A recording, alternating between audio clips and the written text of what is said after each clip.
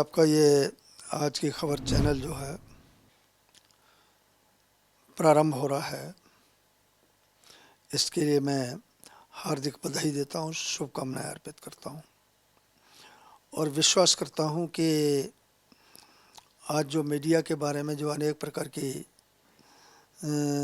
उल्टी सीधी चर्चाएं होती हैं, उन चर्चाओं से अलग होकर के आज की खबर देश के हितों को दृष्टि रखते हुए अपनी एक रचनात्मक भूमिका को आगे लेते हुए आगे बढ़ेगा, ऐसा हमारा विश्वास है। भारत जो है विविधताओं का देश है और इन विविधताओं में एकता का संदेश लेकर के हम आगे बढ़ रहे हैं। देश की एकता के लिए, अखंडता के लिए, सार्वभौमिकता के लिए आज की खबर का पूरी तरीके से योगदान होगा, ऐसा हमारा पूरा विश्वास है। राज्यसभा सांसद हरनाथ सिंह यादव इस वक्त हमारे साथ मौजूद हैं। इनसे बात करते हैं। सर, मोदी सरकार के 8 साल हो गए हैं। अब मोदी सरकार का जो कुछ भी विकास कार्य है उसको कैसे आप देखते हैं? देखिए, मैं आदरणीय प्रधानमंत्री जी के सोच का, चिंतन का और विकास के मॉडल का, उनका जो विकास का मॉडल है उसका अभिनंदन करता हूँ। विगत 8 वर्षों में उन्होंने जो प्रारंभ में ये कहा था कि सबका साथ, सबका विकास, सबका विश्वास, उसको उन्होंने सार्थक किया है और प्रत्येक क्षेत्र के अंदर, चाहे वह गांव का विकास हो, चाहे शहर का विकास हो, चाहे स्वास्थ्य सेवाओं की में सुधार की बात हो, चाहे कृषि के क्षेत्र में सुधार की बात हो, चाहे गरीब या मजदूर पेशा की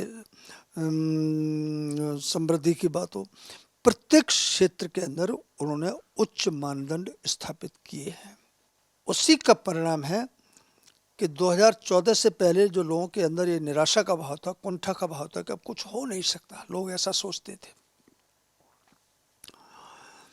आज लोग उसका उलट बोलने लगे कि नहीं, मोदी जी हैं तो सब कुछ हो सकता है और लोगों को लगता है कि देश समृद्धि की ओर, दुनिया के मंच पर मान सम्मान, स्वाभिमान युक्त भारत बनाने की ओर देश चल पड़ा है।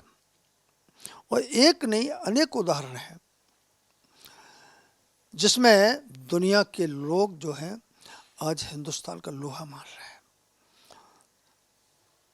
और किसी भी बड़े फैसले में हिंदुस्तान की क्या नाम है, हिस्सेदारी के बिना लोग समझते हैं कि ये फैसला पूर्ण नहीं माना जाएगा। सर, विकास की एक बयार तो वही है, लेकिन कहीं ना कहीं जनसंख्या, एक भारी जनसंख्या भारत के पास है, ये कहीं ना कहीं आड़े हाथों आ रही है। विकास की जो गति है उसको कहीं ना कहीं वो धीमी कर रही है। इसको लेकर सरकार कोई ठोस कदम, कोई ठोस नीति नहीं बना पा रही है। चूंकि जनसंख्या नियंत्रण की जब बात होती है तो फिर भविष्य की बात होती है कि आगामी जो जनसंख्या होगी उसमें युवाओं की कमी होगी। नहीं, ऐसा तो चिंतन कहीं नहीं है कि जनसंख्या नियंत्रित हो जाएगी तो युवाओं की कमी हो जाएगी, ये चिंतन बिल्कुल नहीं है। और मुझे स्मरण है कि 2019 में लाल किले की प्राचीर से 15 अगस्त को माननीय प्रधानमंत्री जी ने कहा था कि जनसंख्या नियंत्रित होना चाहिए और जनसंख्या नियंत्रण में जो लोग सहयोग कर रहे हैं, कम संतान पैदा कर रहे हैं, वो देशभक्ति का काम कर रहे हैं।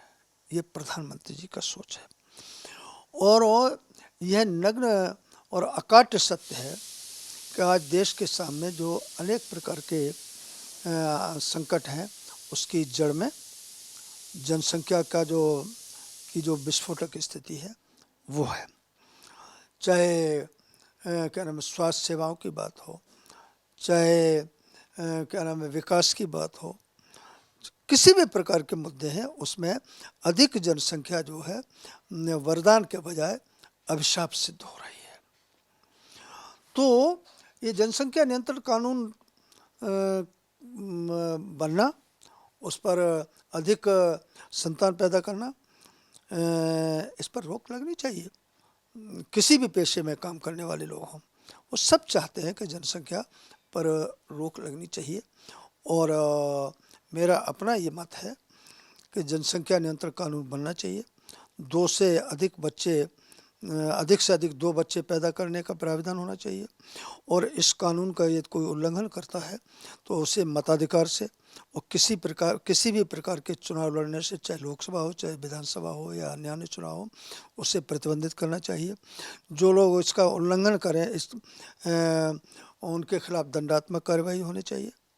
और जितने भी जो उल्लंघन करें, जो उनको जितनी भी सरकारी सुविधा मिलती हैं वो सब क्या नाम है, बंद होनी चाहिए। और जो लोग जनसंख्या अधिक बढ़ाने की मांग करें और लोगों को गुमराह करें, गरीब तबके के लोगों को, उनके खिलाफ भी जो नया कानून बने उसमें दंडात्मक कार्रवाई के प्रावधान होना चाहिए। एक देश एक विधान और एक प्रधान की बात होती है, लेकिन यूनिफॉर्म सिविल कोड को लेकर के क्या सोचते हैं आप? कैसे इसको किया जाए ताकि देश में एक ही विधान रहे, उसी के तहत सभी लोग चलें? देखिए, पहले तो ये समझने की ज़रूरत है कि समान नागरिक आचार संहिता की जो मुद्दा है वो किसी धर्म विशेष के खिलाफ नहीं है। उसमें कहीं जो उपासना पद्धति है उसमें बदलाव की दूर दूर तक कोई बात नहीं है।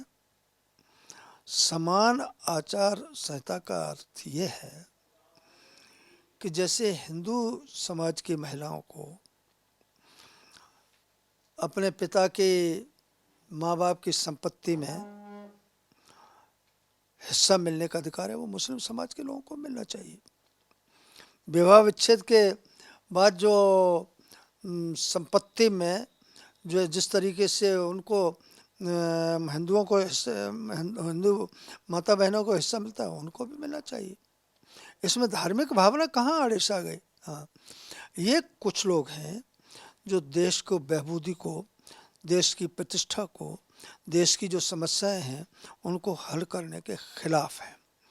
वो देश को तोड़ना चाहते हैं, देश को बर्बाद करना चाहते हैं।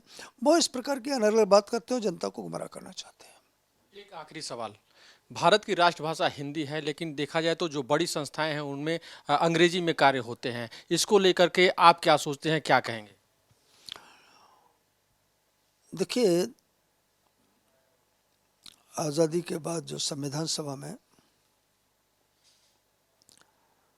राजभाषा अधिनियम, राजभाषा वो भाषा को लेकर के जो चर्चा हुई, उस समय बाबा साहब अम्बेडकर जी और अन्य जो सभा के सदस्य उनकी बात मान ली जाती, तो आज अंग्रेजी जो है, जो गुलामी की भाषा है और गुलामी का प्रतीक है, ये कहीं नहीं दिखाई देता।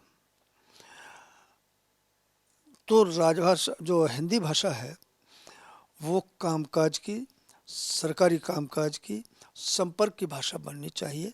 ये पूरा देश जो है, देश के बड़े अधिकांश लोग जो है इसे स्वीकार करते हैं। एक आध प्रदेश है जहाँ पर लोगों ने अपने राजनीतिक हितों को लेकर के हिंदी का के प्रति जो है खड़ा किया हुआ है।